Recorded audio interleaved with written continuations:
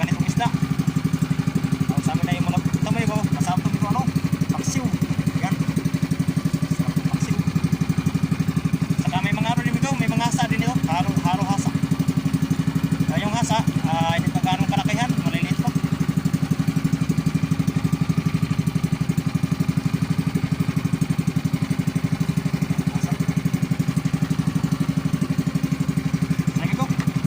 Nakaisang cooler tayo ngayong araw na to.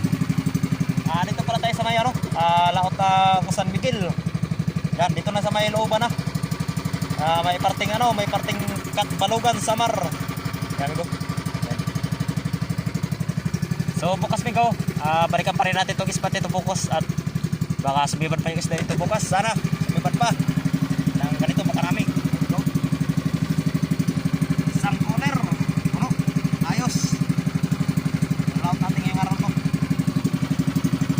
Maganda sibat bigo at maganda kasi yung agos ng dagat. May mga galonggong din bigo, palo. Yan. Or tangloy. Yan, may nag-comment bigo, tangloy daw. So tangloy nga ito. Sa kanila lugar tangloy ito, pero sa amin ayan ito, babaher. Tawag. Yung iba kasi lugar bigo, iba-ibang klase yung tawag ng isda. So ayos. Sana bukas, ganun pa rin sila bukas at nang makarami. Ay, thank you Lord sa biyaya. Jackpot na naman po tayo. Makakabili naman tayo nito bigo ng kalating kilong bigas ay kalahati. 1 kilo pala amigo. So yun pala, magandang hapon sa ating mga subscribers dyan at sa mga viewers at pati rin po sa mga silent viewers natin. Yun, magandang hapon po sa inyo lahat at maraming salamat po sa suporta po niyo sa ating mga video at sa iyong panonood at sana ituloy kayo lang po.